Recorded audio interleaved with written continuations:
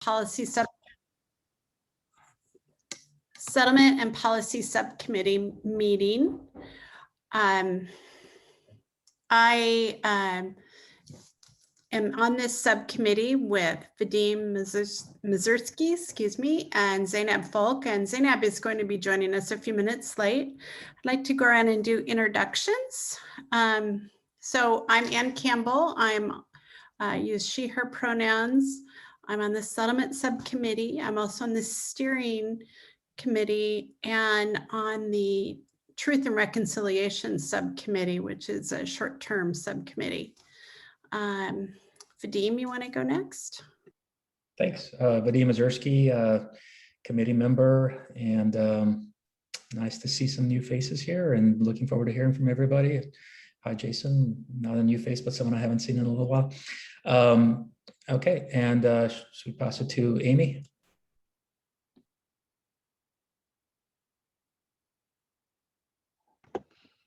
Yes, I just got home. So welcome everyone. My name is Amy Anderson. I am chair of the Behavioral Health Subcommittee, and I sit in on other committees to be of support. So thank you. How about Claudia? Hi, welcome everyone. I am Claudia Claudio. I'm the project assistant for PCCEP. Thanks for being here this evening. Thank you. And how about Theo? My name is Theo Lada. I use he, him pronouns. I'm another PCCEP staff member. It's nice to see you all. Thank you. And it's a small group, so if people could introduce themselves if they want to. How about Tia? Hi, I'm Tia Palafox. My pronouns are she, her. I'm an alternate to the PCCEP, a new alternate to the PCCEP committee, and I'm really excited to be part of that. Right now, I'm a volunteer for Rahab Sisters. We do a variety of services for mostly female identified people, but we are working with all unhoused people, female and male identified people during the pandemic who are unhoused. Thank you. How about Amy? Hi, this is Amy Ruiz. Pronouns are she, her, and I'm part of the COCO team focused on the community engagement part of the agreement. Thank you. And Jason?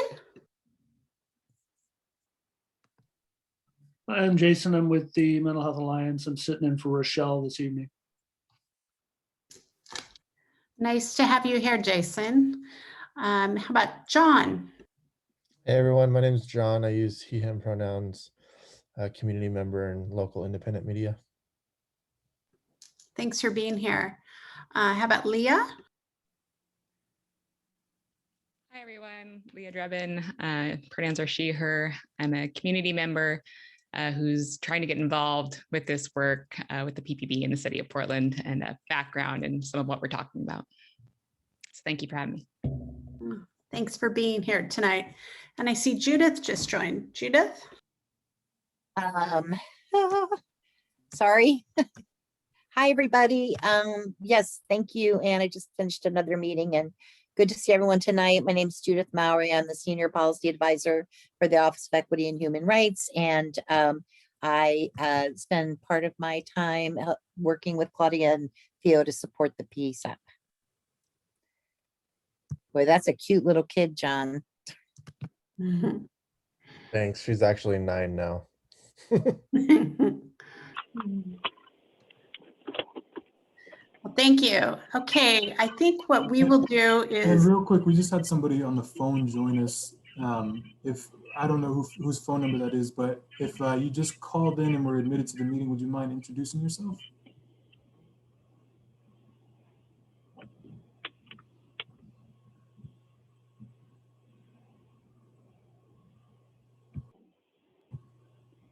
Perhaps they can't hear. Okay. Okay. Well, tonight we have changed our agenda a little bit. The Portland Police Bureau just let us have a preview, and they put it up on their website, of a draft annual report. And we are going to go over that. Mary Claire Buckley was supposed to be here tonight to talk about that, and I don't see her yet. So I think I have some thoughts on it, but maybe we will, I don't know, what do you think, Vadim? Should we wait until someone from the Bureau is here, or maybe we could go to your body worn cameras section? What do you think? Well, we could. I mean, I don't mind doing that if you think that'd be good. We do have, looks like Mr. Handelman is here, so maybe that could be some community input, but I don't know whether it'd behoove us to have community input without the Portland Police Bureau here to respond to that. So if you'd like, I can take over for like the next 15 minutes or something like that and see if Mary Claire comes in. That sounds good. I'll text her. Thank you. Okay. So my part of this is, I'm going to put this in chat. There's been a recent study that came out in March of this year about body cameras. Past studies have been, body worn cameras, I should say. Past studies have been fairly equivocal. Some indication that there might be benefit from that with both respect to interactions with the public, as well as possible use of force ramifications. Some have been inconclusive about that. And so it's kind of been up to each jurisdiction to ascertain the value of body cameras there. Portland is the only city in the 75 biggest cities in the country to not have body cameras on their police. And this, in fact, some of our surrounding jurisdictions, such as Tiger and Beaverton, I believe, have recently introduced body cameras there. So even in our small vicinity, we're in many ways an island. And so in some ways, this new study is very interesting because not only did it compare other studies, but it compared a larger population and used what I understand to be more of like a gold standard in studies, blind, I forget what the term of it is actually at this point in time, but where it's more statistically significant as to how they review the data. And so the gist of it is this new study, which I posted there, shows roughly about a 10% reduction in use of force by police bureaus that have employed body-worn cameras. And furthermore, complaints against the police have been reduced by 17%. The study still says that it'd be a good idea to have further studies in order to make sure that these are not anomalous results. But so far, it's been the biggest study that's been conducted to date, with University of Chicago and the University of Chicago Crime Lab sponsoring more of that, or sponsoring that study with a grant given to them. And so I know that there's been a lot of interest in the community members to make sure that in the Department of Justice, as well as the community, to ensure that we have an accountable police force. And body cameras in some ways help with that accountability. I mean, obviously it gives you something discrete to look at rather than having a complaint against a police officer where you have in many ways a he said, she said scenario, he said scenario, whatever it might be, and my word versus their word, and which makes it very difficult to ascertain exactly what happened. And furthermore, makes it very difficult for organizations that oversee the police bureau, whether it's the current Citizen Review Committee or the next body that'll oversee the police bureau as voted in by the city of Portland. So having a tangible record of what actually occurred helps with that. And furthermore, it in many ways helps with any kind of prosecution of police officers down the road. So in case the district attorney needs to review the evidence in order to prosecute a police officer for use of force, especially use of deadly force, there's none of that ability to down the road kind of invent an explanation. You actually have a video of that. So some of the detriments in the past have been police officers at times not turning on their cameras and perhaps not recording the full incident. And so in that way, I think it's a very interesting policy discussion as to how to make sure that, you know, the body cameras are being used properly, that they're not being used invasively, but that there is a record of what the interaction is. And so if there's a complaint against the police officer, that there's something to go on there for the people that are reviewing that. The Portland City had a budget a couple of years ago to actually start testing these body cameras. I believe it was about a $2 million budget. But at that point in time, there were some hurdles in the road and the budget was actually diverted towards something else. And then we received a lot of complaints against the police bureau, police use of force, especially during the protests that have occurred over the last year plus at this point. And from what I've seen is there have been a lot of accusations, and the best that has been used thus far are individuals' own cell phone cameras sometimes. And then sometimes, to whatever extent possible, we've also had the use of helicopters in the air from either the police or from news sources, and also news sources on the ground. So once again, it only paints a small picture, because by the time the cameras start running, much of those incidents have already transpired. And then on the police end of that, there's always the accusations that the video has been edited prior to it actually being posted online or used in some of these investigations. So this is just the beginning. This is the first step, but there have been some developments in the past where PCCEP has provided input on what a body-worn camera policy might look like. That happened a little over a year ago. The Citizen Review Committee, which currently has oversight on the Police Bureau, likewise was asked and had discussions on what policies should look like. Since then, several different jurisdictions have further evolved their own policies, such as New Orleans, which has their own sort of ombudsman, an individual who is separate from the police bureau that's in charge of making sure that the data is there, that it's properly used, has oversight over that data.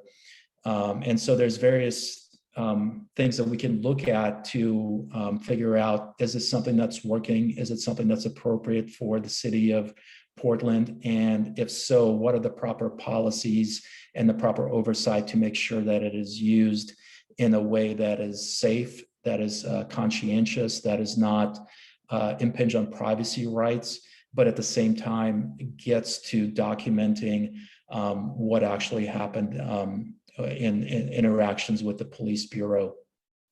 So this being, kind of the first step, I put out the document there, and I ask, please at your leisure, take a look at that document, and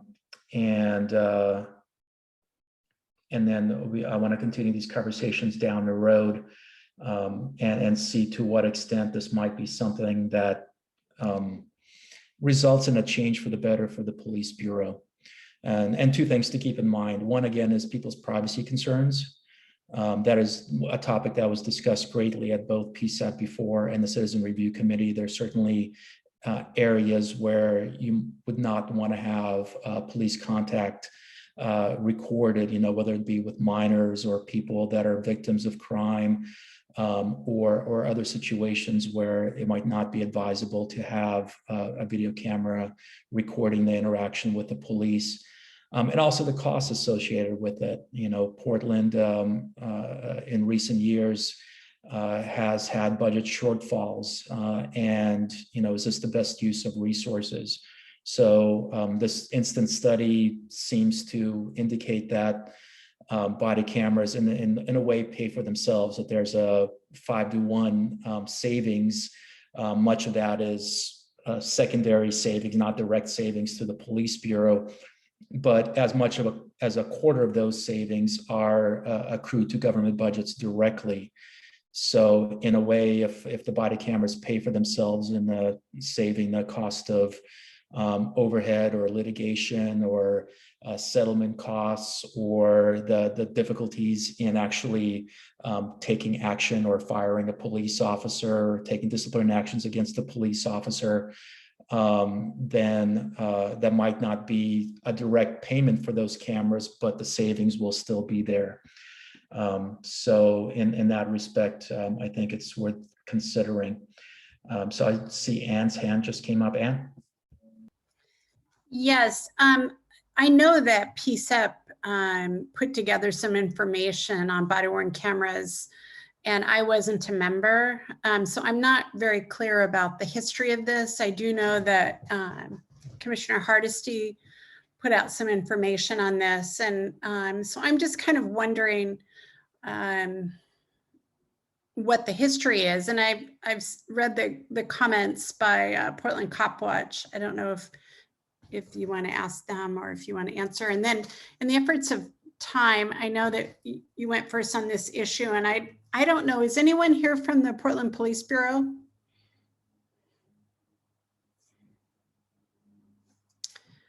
Okay, it doesn't appear they're here. So we might then go change our thing of what we're going to be talking about as well, but go ahead, back to you. Thank you. I posted the PCCEP recommendation, and let me repost the study that was conducted. John had asked for it. There we go. And yeah, and I'm well aware that there's certainly a history with all that, with respect to people who support it, people who do not support it. The study often cited in the past is one of the studies that I mentioned that has been equivocal. And I'm going to do a little bit of multitasking here, so bear with me, but I'm going to pull up that other study that I believe says that there were no direct results, no direct beneficial results from body-worn cameras, and I'll put that there as well. Okay, there we go. And PCCEP rec is coming, is unavailable. Let me check that link again. So it looks like you have a number of hands up. I don't know if you want to. Yeah, let me do that while I'm looking up the PCCEP studies. Amy, would you have any input on that? Well, I just want to say that if my memory serves me right, the discussion around body cams is over as far as the commissioners are concerned. And I truthfully don't want to rehash up what we spent a long time already listening to as the reasons why not. But what I'd like to bring forward is another idea that I've been thinking about. I sent out to all PCCEP members an article about the police and the use of cell phones for, I call it spying or watching or recording or whatever. But I'm kind of wondering if we ought to move away from the body cam ideas and just have it mandated that all calls be recorded on a cell phone. The cell phones now have such rich camera features, and they're time stamped. So anybody reviewing the recording would know if something was taken out because the time would be missing.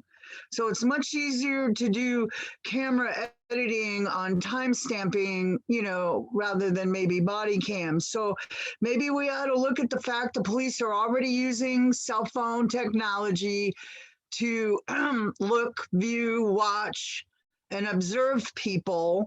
So why don't we just, return the favor and say, hey, let's make cell phones a way to capture the event not pending any circumstances, like you were saying, Vadim, you know, like, but just in general, if we want to see what's going on, we got to use current technology that everybody already owns, basically. So there's no additional cost involved. Oh, there you go. The Smart City team is about to launch. Yeah, just what Judith posted. So that's kind of along the lines of what I was thinking about. But I know that, and the body cam conversation, I don't want to get into it anymore because it was clear by Joanne Hardesty, she did not support that idea. Yes, that was my memory as well. Okay. And I mean, there certainly Mayor Wheeler at one point in time supported the idea. So I understand that there's individuals that do not support it, but I do think we need to reach out and get community input on it, unless we are a committee where we don't do something based on an individual commissioner's whim. That's something that I think as a whole is, you know, are we the only jurisdiction in the country that is doing things correctly, or are other ones doing things maybe a little bit better? And if 74 other cities are doing it wrong, then we should look into that. But I do appreciate, you know, the Amy's comments there, and I understand that Commissioner Hardesty feels very strongly about this, as I know Mr. Handelman, once we open up the floor, feels very strongly as well. But I think this is something that, you know, if these studies are true, 10% saving in use of force, I mean, are we really saying that that is not something we want to look into? That's hundreds of times a year that could be reduced here in Portland, police use of force. 17% reduction in complaints against the police bureau. Is that not something that is beneficial if your people complain against the police bureau? I'm not saying that, you know, this is something that, you know, needs to be written up right now and sent over as a recommendation. But I mean, like those are big numbers. Let me open up the floor to Yeah. Jared here. Jared's had his hand up. Thanks, Vadim. I appreciate the conversation, and you know, something you said about the 2020 protests and the force and the evidence or lack of evidence of those interactions has certainly been a concern of the Department of Justice. And I just want to remind the committee that we found the city out of compliance with Section 3 force, 5 paragraphs, 66, 67, 69, 70, and 73. In Section 8 accountability, paragraphs 121 and 169. And 169 is an important one. It requires the city and the Portland Police Bureau to hold officers accountable for when they violate policy. Now, you can only tell if an officer violates policy if you have some evidence.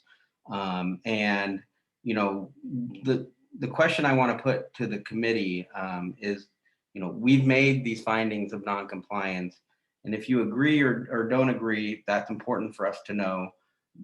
But if you do agree, what remedies, what could fix the problem? And the force and accountability provisions I bring up because they were really tied to the crowd control events, not completely, but in large part. And, you know, the idea that we would have better evidence of those force interactions with which to hold officers accountable and to assess the force that they used, had those officers been equipped with body cameras. To me, it's something that we're exploring, and more to the point, we're interested in knowing this committee's view. And I know you've had prior votes on body cameras, but it's not just about body cameras, it's about the remedy for those violations that we found. And if you don't agree with the violations, we want to hear that too. But, you know, that is, you know, if you're doing the settlement part of the Settlement and Policy Committee, those are things that I would be interested in knowing, and the department would be interested in knowing. But, you know, how you spend your time is obviously up to you, and what you vote on and the content of those decisions is up to you. But, you know, if we tie it into the settlement agreement and where we found shortcomings with the city's compliance, thinking about those remedies, I want to hear not only from the committee, but from the public. And we do have the AMAC and the MHA here tonight. You know, those are questions I'm asking them, and I'm asking anyone who's willing to give me some time. So I appreciate, you know, not just body cameras, but any remedy if this committee wants to explore. I'm open to hearing that. Thanks. Thank you, Jared. John, I see your hand is up as well. Yeah, thank you. A couple of years ago when the police were looking at doing a pilot project around body cams, I was, to me, before I started reading up and really considering other arguments, I was a pretty strong proponent of body cams. And now I would say that I'm almost opposite. I think it's largely a waste of money. I haven't looked at the study that you shared, which I will. But I know that somebody that covers a lot of protests have seen so much excessive use of force and so much footage of abuse, not only of people's rights, but also physical abuse from police, and almost no accountability. And this is from cameras that are capturing the police rather than a body cam that's on the police officer's chest. I'm a pretty strong proponent of money needing to, we need to stop funneling money into the police and start funneling into things that actually prevent crime, rather than police that are responding to crime that has already happened largely. And so body cams are expensive, and it also, I don't know if you mentioned this, I know you were given a lot of important information, but we also need to look at the costs that come from review and from the district attorney's office. Also, like the amount of video footage that district attorneys will have to review is going to cost a lot of money. And then you mentioned the privacy issues. These body cams are going to be facing people. What is this going to look like? When are they going to be able to turn it on? When are they going to be able to turn it off? Are they going to be using these at protests? Things like that. These are all pretty big concerns that just increase our already pretty large surveillance state in the United States. So I feel like the pros and cons, like there's just so many cons to body cams, and they largely, historically, body cams have done nothing around, little to nothing around accountability for police. And I think that if we're talking about video footage, the best way is just to, get into the practice of community members filming the police as much as possible. So those are kind of, I have a lot more to say, but I don't want to take up too much space. Well, I want to kind of follow up on that a little bit, because seemingly the statistics are coming out there, if the study is to be believed, at least, that there's a substantial savings in money, but also more than that, in accountability, less use of force, fewer complaints against the police bureau. And I understand the shared feeling that if people recording the police are not able to get a response using the cameras that they have or the phone cameras that they have, what use is it to like double up and have these body cameras? But I'm just going here straight from like the study itself. I mean, just curious, John, what do you feel about if I were to promise, hey, we're gonna, by adding, something, whatever it might be, you get a 10% reduction in use of force. Would that not be some sort of win? I mean, I think so. If for instance, if there was a pilot where we, put cams on all the cops for a year and then looked at use of force, which also is like an issue, because then you're comparing 1 year's, hypothetically, if you did it for a year, then you're only comparing 1 year's data with, whatever. So then it could tend to be a little bit anecdotal. But say hypothetically, we put body cams on everybody and then use of force dropped 10%. Yeah, I would say that would show that there at least was something to dig more into, that it likely is effective. But also, would that do anything around accountability? I mean, I guess any progress is progress, but also if there's not anything addressing the larger issue around police culture and secrecy that happens within the police force, and the constant sticking up for each other and hiding and lying for each other and stuff like that, and then actual accountability, not just like reprimands, like actual terminations or even like unpaid leaves, which I feel like almost never happens. Like there's a handful of cops that we paid attention to, and they are now just showing to be retired with full pension. Like they get in big trouble, and then there's all this talk about it, and then all of a sudden they have just retired. And we haven't heard anything else about it. Our, Nazi Mark Kruger was a perfect example.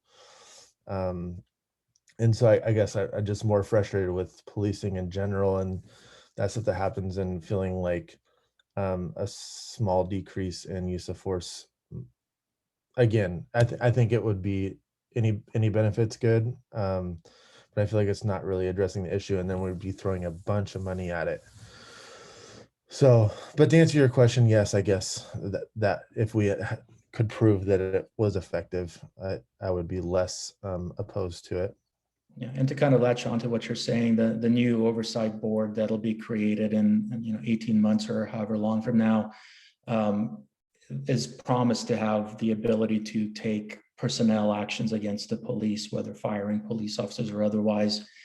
And and the view is that when you present evidence to them, or a view at least, as if you present evidence to them in the form of body cam footage, then it'd be easier to make a decision. So I understand the history and the hurdle to actually getting enforcement done and results shown against police that are not following policies, but hopefully the new board will be able to rectify that as well.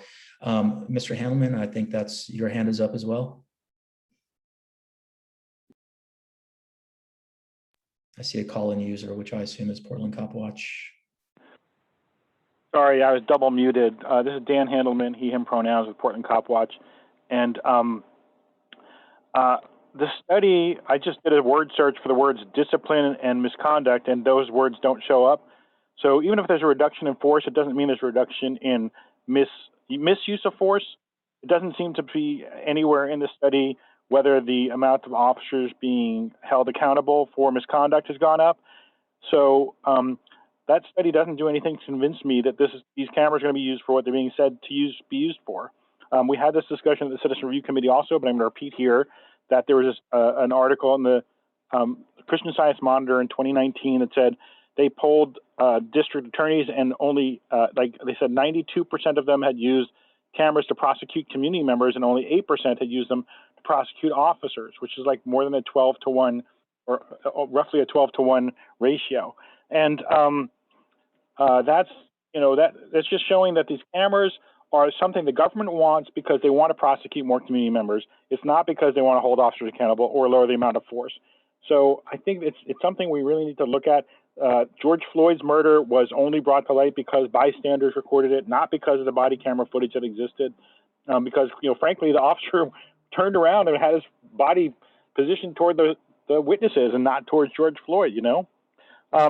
So I think our organization is officially neutral on body cams, but other cop watch groups around the country have warned against the surveillance aspect of them, and especially how, and I started to say this at the other meeting, I'm going to see if I can phrase it better for Mr. Mazursky.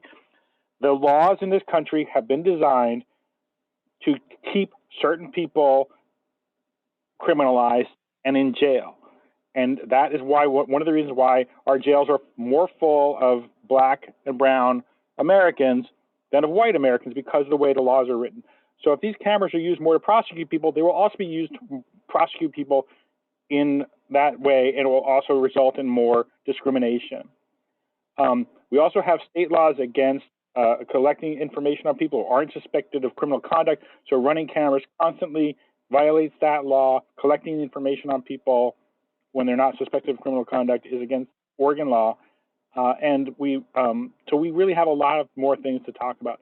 I put in the chat though, PCCEP, as Amy said, says that you already have a position that if body cameras are adopted, these are the policies you want to see put in place. Personally, Mr. Hager's asking what we would like to see as a remedy.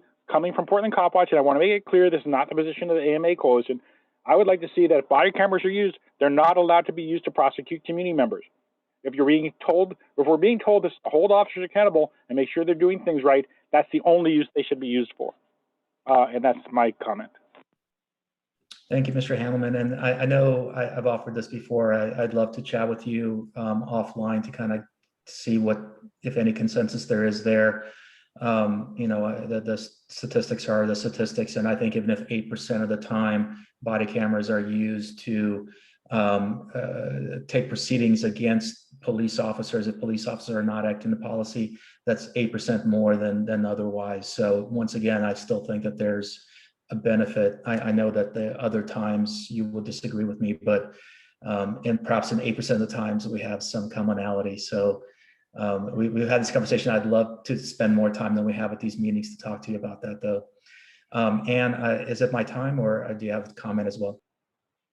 Yeah, it's your time. We need to move on. Thank you for that. I see that Mary Claire Buckley is here now, so I'd like to take some time to go over the annual report. Mary Claire, do you want to talk us through? I know we're doing just a brief look at it tonight, and then at the full PCCEP board meeting, we are going to look at it more in depth.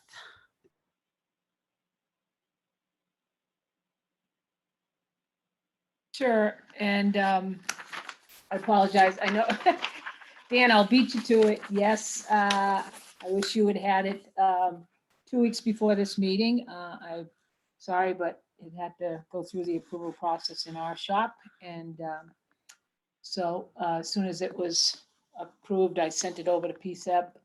But at least for the full meeting, you'll have a good 3 weeks to review it. Basically, pretty much the same, format as you've asked us before. It's, we have a table of contents, you have the chief's letter, and then an executive summary that talks about not only the accomplishments, but the challenges that the Bureau faced in 2020. And then basically, we'll go over, it has information about the budget, and then each branch of the Bureau. So it has a chief's office and the units within the chief's office, the operations branch, the investigative branch, and the services branch, and each division under each one of those branches has a section that, the RU manager had summarized for the chief's office what, both the accomplishments and the challenges were for last year. Obviously, it was a, rather, unique year given the COVID and everything else. So, and then you'll see, the organizational chart at the end, and then some statistics. And then you'll also see that when they cite something, there are, in different places, you'll see links to, to either reports or to places where you can get further information on the particular topic that's mentioned in that section, such as the, YSD, it has a citation to the city council's work session where that, was changed up and stuff. So, we'd welcome if you want to read it, or if anybody who has reviewed it already has any comments, I'd be happy to hear them. Or if you have, you haven't had the opportunity and you want to take the time, then I would urge you to send any comments if you want to in advance of the monthly meeting to me, and we'll, obviously collect those and share them with the communications division, who basically put this together. And otherwise, at the monthly meeting, I would expect that there would be some, somebody collecting the comments and then providing us to the Bureau so that we can make the changes that are possible in, the time we have. Then obviously we'll make the changes and issue a final version as required by the settlement agreement, and then proceed with the other tasks that, are attendant with this report, which includes having the chief, present it to the city council, which we hope can be accomplished sometime by the end of July, and then we'll then, get a schedule for the various precinct meetings that are required to be held to discuss not only the report, but other topics related to the Bureau's functioning. So that's the oversight end. And if you got any, questions or anybody has any comments, I'll make note of them now too. So whatever you want to do. Thank you, Mary Claire. Yes, we just got it, as Theo said, on Monday, and I just looked over the executive summary. I have some questions, and if anyone else does, if you could raise your hand, we'll spend the next few minutes talking about it. Mary Claire, in terms of the Equity and Inclusion Office, in the summary, you list that you have a new training specialist position. Yes. When was that person hired? That was recent, is that correct? Yes, she probably started maybe a couple of months ago. And when are those trainings going to start for internally for the Bureau? They already have started, but she's not just doing equity training. She'll be working with the training division to make sure that an equity lens is, is put on all the trainings we do, but we have already started part of in-service. Our online in-service includes some introduction to, racism and issues like that. So they've already, I think, created 2 of the videos, and I think there's plans for more as well. So. Thank you. And then on the ABLE training, when is that going to start? And how are you going to kind of monitor who is taking that training? Is that a required training? Yes. So ABLE, for those who don't know, is active bystander and law enforcement training. And it was started in New Orleans. They had what was called EPIC training for, and then they got so many requests, frankly, from around the country to come and train that actually someone from DOJ, who was a monitor, got the Georgetown University Law Center to take over this and on a national basis. So there are probably 70 cities right now, and Portland was accepted. Our 4 trainers have already been through the program, so they're pretty rigid. They have 10 qualifications. You have to agree to all these conditions in order to be accepted into the program, which includes 8 hours of ABLE training the first year for all members of the Bureau, and then a training couple hours for the next, I believe, 3 years. So it's going to be an ongoing process, but then it's a train the trainer. So basically the team in DC trains members of your organization. So we had 4 members of the Bureau, including 2 officers, a lieutenant, and sergeant, is Tackett a lieutenant? Sergeant, sorry, Todd Tackett's a sergeant. And then AC Resch also participated, and they will be the trainers that will conduct the training of the members. That was going to, originally was going to start in July, but we pushed it back to the 3rd week in August because we needed to do some crowd control training, as soon as possible. So we just pushed it back, but it'll start, I believe August 23rd is the target date. And like I said, everybody will be required to attend. Thank you. All sworn officers? All sworn officers. Does anyone else have any comments on this report?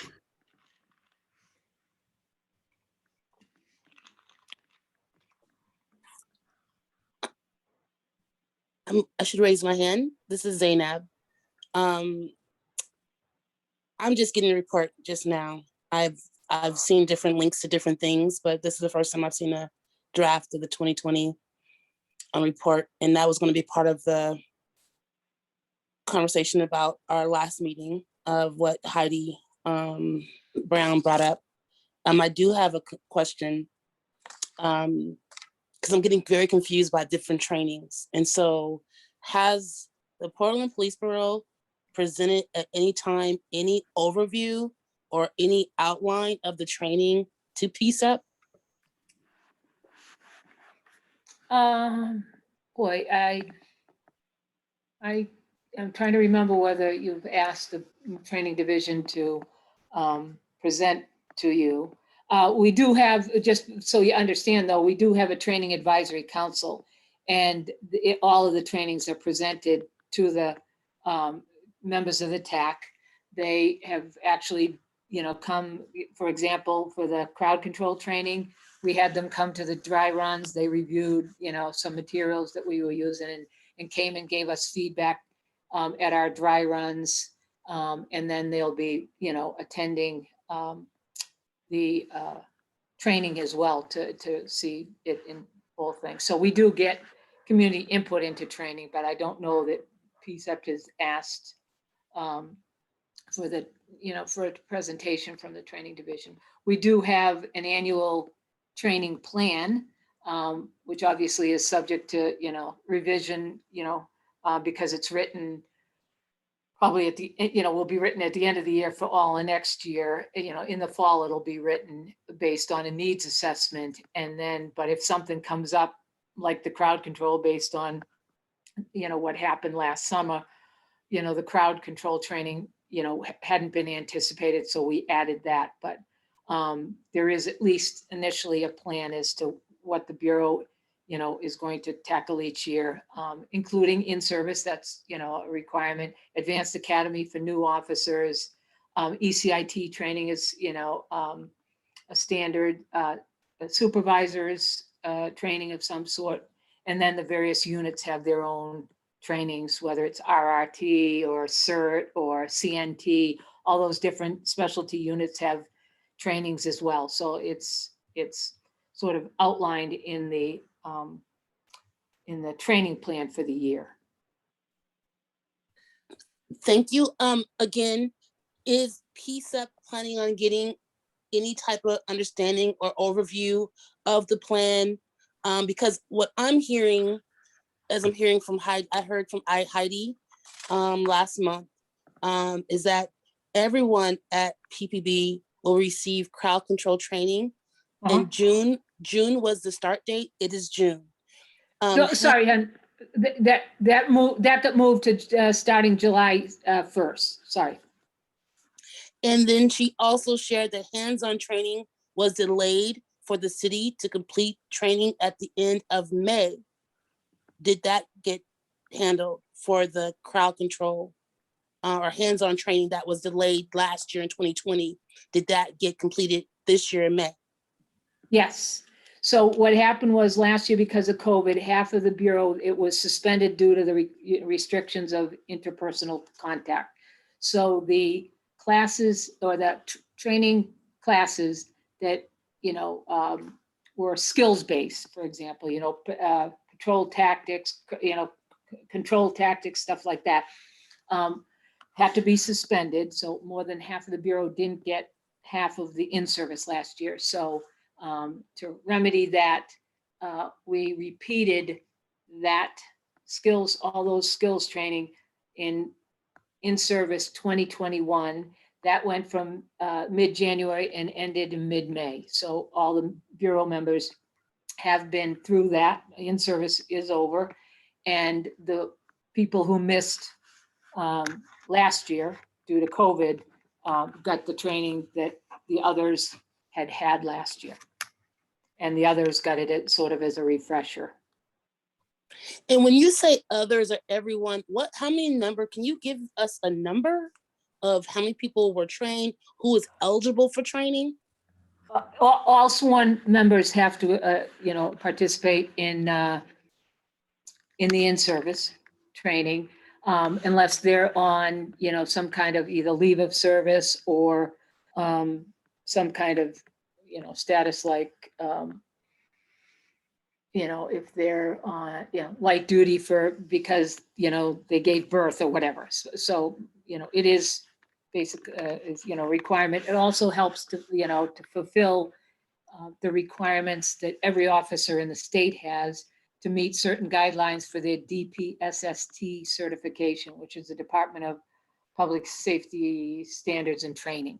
So in order to be a cop, you have to get X number of hours every 3 years. And so our in-service, you know, contributes to their fulfilling those requirements as well. Maybe I'll ask in a different way. How many police bureau staff have been trained? Well, so far, you know, I'd have, okay, you know, the numbers, we've lost 150 in the past year. So, you know, I will get you the exact number, but it's somewhere over 800, however many you know, officers, well, it's not just officers, it's members. Even the chief has to attend in service. So anybody who is a, you know, sworn officer for the Bureau would have to attend. I just couldn't tell you off the top of my head, given the reduction in the number of members, how many actually went through in service, but I'm sure it's over 800. Okay, Mary Buckley. The last question, because I did read the first, like I always read the executive summary from the chief, and so one of the things that I'm seeing is all of the challenges that the Bureau was facing last year. However, this settlement agreement has been in place longer than that. And so in losing staff or losing people, how does, what is he saying, that you cannot do the work because there's less people? Because that's what when I'm reading that first page, and like, okay, you've lost some staff, but how do you plan on helping and supporting the community going forward in a positive way? Well, I think, you know, why they brought that out is because it is a challenge, because when you have 150 fewer officers, you can't do all that you used to do. And so that's, you know, what the Bureau's, you know, been trying to, you know, discern this whole year is where does the, you know, where do the resources go now? And there's, as you're well aware, in the city, there are a lot of compelling situations. I mean, we have obligations to the Department of Justice. We also have a, you know, terrible gun violence problem that, you know, the city council and the mayor wants us to address. You know, there's lots of calls for service, and it, you know, we've had to, you know, make, you know, determinations as to which calls take priority. So there's, you know, our response time for different calls for service are a lot longer than we, you know, wish they were, but, you know, it's the Bureau's hope and expectation that we still are serving the community. It just isn't as, maybe, you know, we're not responding as quickly to some types of calls, or we're not responding in person to others, and which is why, you know, the PS3 program is sort of helpful, because they can go and take some of those, you know, calls for stolen cars or what have you, which, you know, used to, in the old days, have an officer respond to, or cold burglaries or whatever. But it, you know, the lack of personnel is a serious, you know, problem for the Bureau. And it just is affected, you know, not only response times, but what kind of, you know, work the Bureau is going to do. So they're always trying to figure that out, you know, because if you lose officers in one place and have to put them someplace else, then something else isn't getting done, you know. With, you know, for example, we just transferred, you know, a lot of resources to the, you know, the gun violence situation. So a lot of, you know, officers who used to be, and sergeants who were working the streets are now been assigned to the detectives division to help with the investigations and, you know, and dealing with that. So those officers aren't available to answer calls. So it's just, it's a constant, struggle that I think the chief's office is always, working on to determine what the, best use of the resources we have. So I wanna- I'm sorry, one last question, because I noticed you said as a 20% reduction in staffing. Has the city or the Portland Police Bureau, have they done any exit interviews with any of the 150 officers or staff who have left to find out some of the reasons behind their departure? And then what does the city and the Police Bureau plan to do to remedy that? Thank you. Dan. Yes, there have been exit interviews, and I believe there was actually even an article in the Oregonian. I don't have a summary for you tonight. We can, probably, provide you with some information on that if you want later. But obviously, those comments are, being considered not only, by the chief's office as well as by the personnel office to determine, what, changes, we might be able to do in order to retain, but I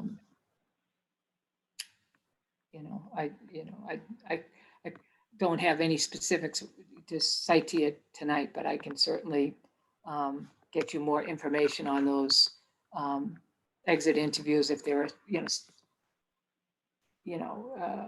topics that, are more, or themes for those exit interviews, that we could share with you. Oh, there goes Dan. He's got the article right there. Well, thank you. And Dan, you have your hand up. Do you want to ask a question? I do, actually. Thank you. Again, Dan Handelman with Portland Cop Watch. And I kind of skimmed through the report. I had no idea it had been posted until I logged in this evening. I looked for certain words. I looked for words like accountability, which does appear a few times, discipline, which doesn't. I looked around for the stuff about stops data, because that's part of what the DOJ requires the city to present, or the Bureau to present, when they do their public reports. There's very little information about the stops data. And there's nothing that I could find noting that there were 2 officer-involved shootings during the year. So to me, it's a very incomplete report, and especially for the things the community is concerned about. I'm going to paste in the part of the DOJ agreement that what is supposed to be focused on in the presentations. I think that these things should appear in the report, educating the community about community policing. This is what Zainab F. was talking about a minute ago, that use of force, policy and laws about pedestrian stops, stops and detentions, bias-free policing, and community members' responsibilities and freedoms when encountering the police. So none of that is really reflected in any substantial way in the report itself. And I haven't been able to go to any of the presentations because the Bureau is very bad about promoting them. And I hope that PCCEP, I believe that there was a recommendation made to make sure to get the information out to the public in a timely way before those precinct meetings happen this year. And I'm also hoping that when this gets presented to City Council, that the chief spends more than 8 minutes delivering information and includes all this information. And I also hope that the PCCP will demand that the city let the public testify at City Council when the hearing is happening, because the mayor doesn't want any public testimony on reports, which is very counterintuitive to this whole idea about community policing that we seem to be focusing on here, community engaged policing. So those are just the brief comments I have on what I've seen so far, and obviously we'll have to take a deeper look at it before your full meeting in 12 days from now.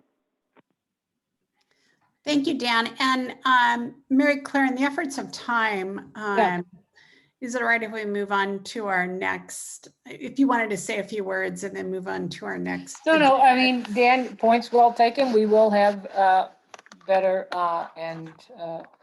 notice for those precinct meetings, and those topics are the ones that come up at the, that are supposed, those in the settlement agreement, those are the topics that are required to be discussed at those precinct meetings. So we will be covering those, as well as the annual report. So duly noted. Well, thank you. And I see that Dan has another question in the chat that Mary Claire, you can see. So at this point, I want to turn it over to Zainab. Okay. Thank you. And thanks everyone for being here. Zainab Folk, she, her pronouns. Thankful that we began the conversation because those were things that I was planning on bringing up about our last meeting and doing a debrief of what we discussed. And I was specifically paying more attention to Heidi Brown's responses related to, and Heidi Brown's the city attorney for this Portland, and her response to DOJ's non-compliance report.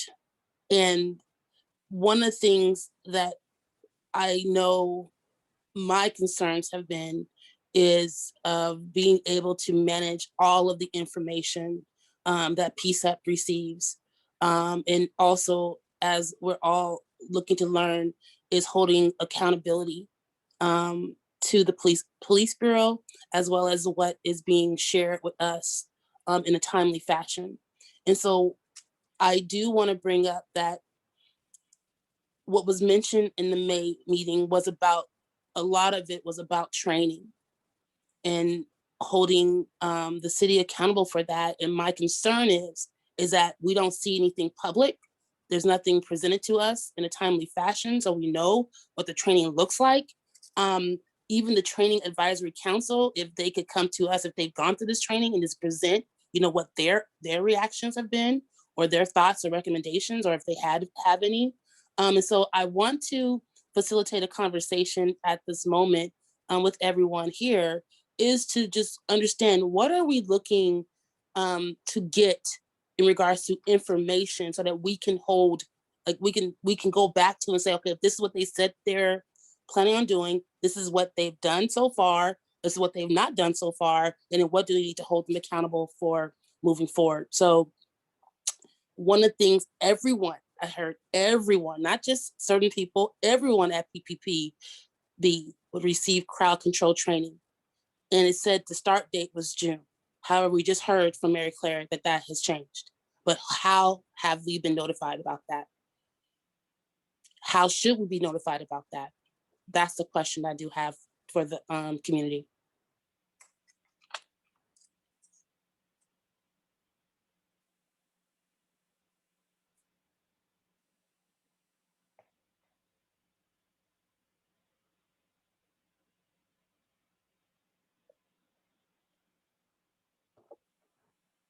Anyone can jump in if you like, or I can share some of the things that I'm trying to navigate everything here. Communication is a key element in building trust. That is very true. And I think not just communication, but when we talk about transparency, what does that mean? Just to find out today, which is June, it is June month, that they're not finished with this training, even though that's what they said would happen or start. Like, to me, who is responsible for holding the training pieces accountable for the Portland Police Bureau? Maybe that's a question for you, Mary Claire. Okay, I think we'd be more than happy to keep you apprised, but, I think it's incumbent upon the PCCEP to let us know what you want. We do have the Training Advisory Council, as I said. They are well aware of all the trainings that are going on, and was, frankly, my understanding that CAG group that has been formed, and although I'm not sure, and I thought PCCEP was, attending some of those, was sharing, information, or maybe we need to set up a system where the police advisory councils, either, collaborate more with PCCEP, or, communicate with you or whatever, or we can too. But,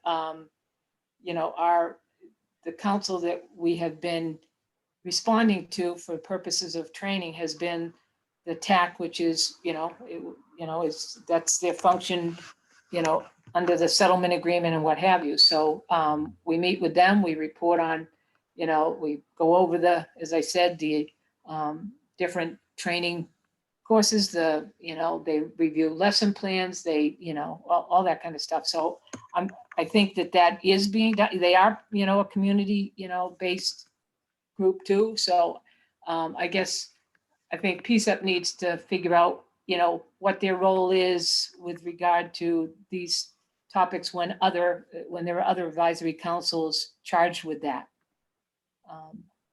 You know what I mean? Because that's who we've been working through the training on, is our training advisory council. And you guys are more than welcome, to attend. I think Sean has been very active with PCCEP. So I thought you guys had a good working relationship with Sean Campbell, who's the chair of the TAC. So are you saying that Sean Campbell should have been the person who should have informed us about this? No, what I'm saying what I'm saying is our system has been, our advisory council for training has been the TAC. If the PCCEP wants information, the Bureau is certainly happy, to share anything with you, but I don't think the PCCEP prior to your raising this has ever asked the training division to even make a presentation to them. Okay, so I guess maybe it hasn't been clear, because I know I've heard Ann ask the question several times, and I try to come behind her and say, yes, where is the training? What does it look like? I, as a PCCEP member, have never gone on any or have seen any training. And I know it's because of COVID, I get that. But even with that said, who is responsible to align the information to provide the information to PCCEP? Members, we're volunteers. And so how, just as much as the training advisory council gets their information, are they paid or are they volunteers too? Volunteers, they don't get any stipend. So how do they get their information? Who relays their information to them? And how can we get the same, I don't understand why it can't be the same email that people just get information. Why does it have to be done in silos? Well, they meet. I mean, that's where a lot of the conversations go on. They have monthly meetings with the Bureau out at the training division, or now obviously by Zoom. And you certainly are more than welcome to join those meetings. I'm sure they'd, be happy to have other members of the community join them. But that's been the forum by which the training division, it is the designated, frankly, it's by city code that they are the ones that are, charged with advising the Bureau on training. And that's who we present those things to, who we, and they give us suggestions and advice, and they have subcommittees and come up with recommendations just like you do for the mayor. So like I said, I'm sure the Bureau has no problem, sharing any information. I guess we just need to know what information PCCEP is looking for, because we have, already a training advisory council that is charged with performing the functions that you're talking about, which is reviewing training, attending training, giving us feedback on or ideas, or what have you, whatever recommendations they come up with. So and it I'm seems glad to be, you can finish. No, I just meant, it seems that would be, two committees, performing the same function. And I'm not saying I'm going to be performing this functions as a training advisory council. What I'm asking is, we've been receiving information bit by bit from different people from the city and from PPB regarding quote unquote trainings. However, no one has actually, I've not seen anything written up about it. I've not seen a report of how, you didn't even know how many staff have actually gone through it. Well, I don't know the exact number. What are the giving a general overview of what is the plan, what's the goal, what's the objectives, and what will be the evaluation of the training is just as simple as just having maybe a special session on that. So my question here is, do you prefer the request to be through us asking, like once again, or should we put it in writing? No, if the PCEP wants the training division to make a presentation to the group, I'm sure the training division would be happy to do it. We've had other, presentations by other, parts of the Bureau. And so, absolutely, we could do that. But, it was, we, don't, we await your, your requests, for, we don't get on, except, obviously there are certain things required by the settlement agreement. But other than that, we stand ready, willing, and able to, provide any information or training that you want on any aspect of the Bureau. But, we look for the invitation, I guess is what I would say. We don't, push ourselves on you. I mean, I think at the beginning, when this was created, the COAB used to have police members on it, and it was a conscious decision not to have police members as part of the PCEP, so that, the understanding would be, when you want our input, just let us know and we're there. I mean, members are at the, at your monthly meetings, and we try and have representatives at all your subcommittee meetings. And when the subcommittees have asked, I think we've presented in front of the Mental Health Subcommittee. BHU has been there because they invited or whatever. So like I said, if you want a presentation, we'd be happy to do it. But, unless you tell us you want us to, to make that presentation, I guess that's what I'm thinking, that we need to know what it is you want a presentation on, and we'd be happy to do it. Okay, thank you so much, Mary Claire. And so the question about the 2020 annual report. Now, I do recall this conversation at several meetings about this report that's been delayed, DOJ even mentioning it in their actual letter to the city and the Portland Police Bureau. The question is, when or have the presentations started? If so, when have they been held, and how have they used this draft report to share with the community? And how many people from the community have been invited to attend? So the reference in the DOJ report was to last year's report, which did come out quite late in the year. So this year we made a concerted effort to get this done, in the spring, so that we could fulfill those things. The first step, as I said at the beginning, was to do a draft. Then we're required to share it with you to get your comments. Then we finalize it. Then the chief takes it to city council, and only after that are the meetings, the precinct meetings you're referencing, occur. So they have not happened for 2021 yet. PCEP will be advised. We will use your, listserv to send out, notices, because, we've put them on our website, but that clearly has not been sufficient in the past, and we readily admit that. So we will do a better job this year of getting the word out as to when these precinct meetings will be. I expect, we're going to try and get them started in August, but I do not have dates yet, because we have to first see when the chief, presents to the city council, and the city council has to give them time on their docket. And so in July sometime. So we don't have, specific dates yet, but we certainly will inform PCEP and ask PCEP to spread the word to all of their, various communities. So I understand, and I understand that not everyone has the ability to plan ahead because of so many different challenges. I get that. However, I'm gonna just share this.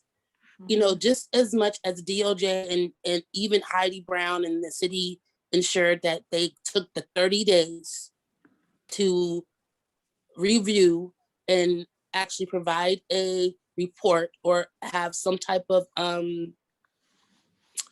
feedback that they wanted to share, not just with DOJ, but also with the community, you know, providing this report and not even an official way. So I didn't get I don't see an email coming from anyone saying, please review this report so that we can, you know, discuss it.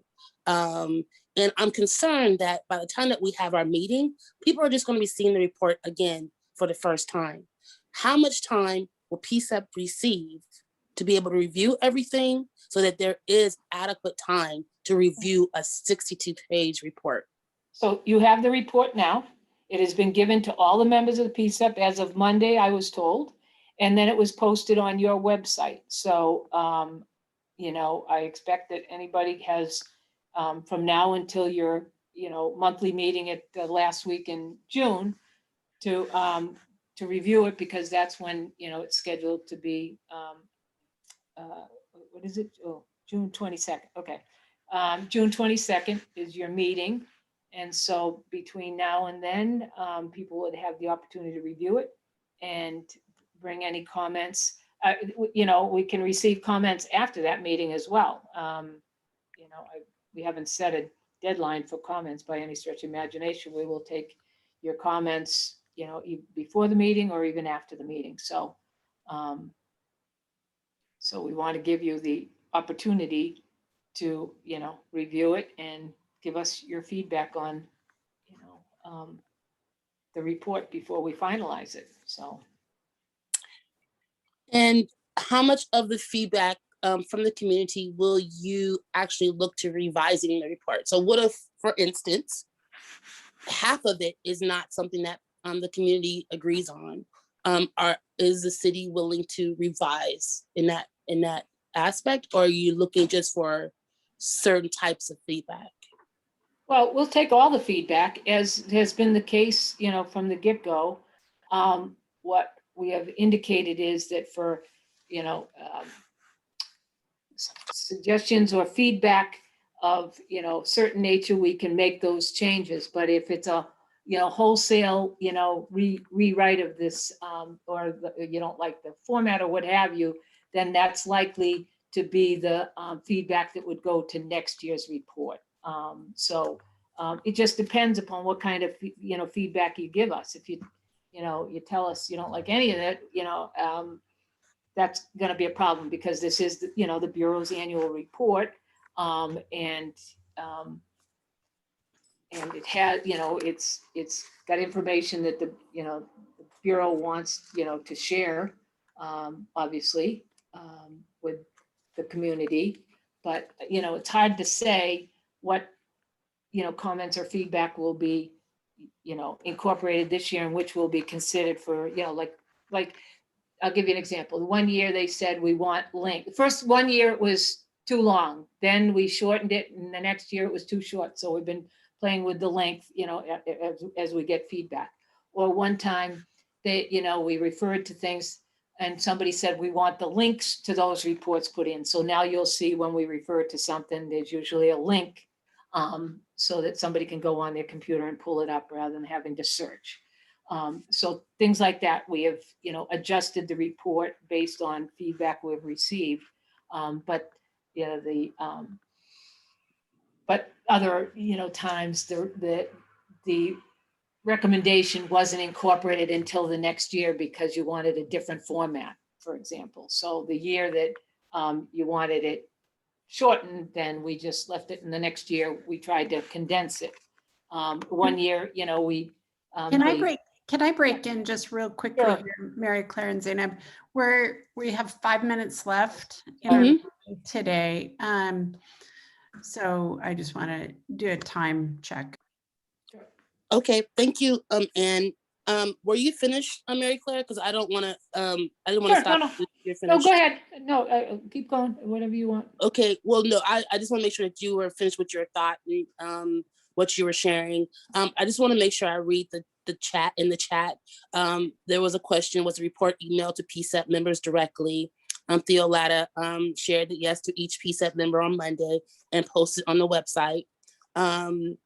PCCEP asked for the discipline data that I referred to before in July 2019. So there's, I believe, discipline data from July 2019 that was linked by Dan from Portland Cop Watch. And then there was a question, has the community been notified? The report is on PCCEP's website. And then the answer, oh. No. And the answer was, it was sent on the, I'm not sure what that response was, but the question agenda. was. It was included in the agenda. Yeah, it was included in the agenda that we sent out to the public. Okay, and so if we need to get this information to different networks, just so that everyone had the opportunity to read it before the June 22nd meeting, including our PCCEP members, just so that they can pay attention to this particular report, because it is part of the settlement. This is part of the settlement agreement. Is this correct? And I'm asking this question really for Jared. Yes.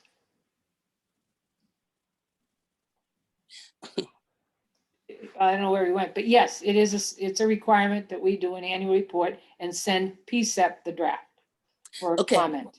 And so when it comes to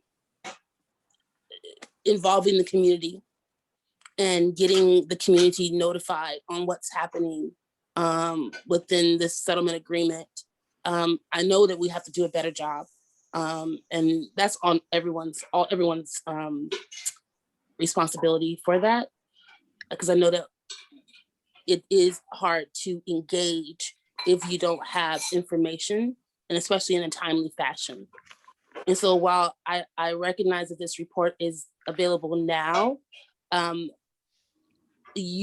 that you said related to like trainings and everything that's happening this summer and not having a real schedule yet, that is a concern. Because even you can plan the schedule, and if it has to be canceled or changed, but as long as people know in the community that the plan is there to share, to discuss, and also to bring to their attention their rights, their constitutional rights.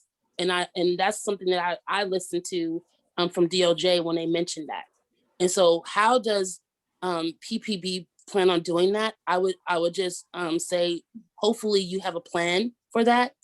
Because of time, I'm not going to keep us on this time, but our committee will plan to continue to debrief this, because we are focused on the settlement agreement in itself. Okay, thank you so much. Do I have a moment to ask a question before we leave? Yeah. Oh, I'm sorry. Yes, thank you, Amy. I didn't see. I'm sorry. I'm trying to juggle both. Thank you. I know it's hard. Something just dawned on me when you guys were talking, and that is, I remember the conversation we had around submitting information on the directives, and are the directives available, in time with enough, for people to work on. And I came away from that previous discussion of all of these issues of time, like who has enough time to get all this information out? And will we ever be on top of the timelines? I'm not thinking so. I'm starting to see a pattern appear that information will come to us almost at the tail end instead of at the beginning, which is where we need to be. So maybe what we need to look at going forward is kind of speeding up the timelines, so we're there at the beginning of these conversations and not wackadoo at the end, if that makes any sense. Yeah, and I will go a little bit further in just establishing timelines. Like, having established timelines is very effective. So we all are on agreement of where we should be. But thank you for that too. Yeah. Any other, I'm trying to balance, any other hands up? I'm sorry if I didn't see. See you, I don't want to miss you, but any other hands up? I'm not sure. I don't see any other hands. Oh, that was Amy. I see comments being made, I think. But, I believe we're closing the meeting now, but any other comments or concerns, anything that we should be addressing at our next meeting, let us know. Thank you, everyone. We'll see you next month. Thank you.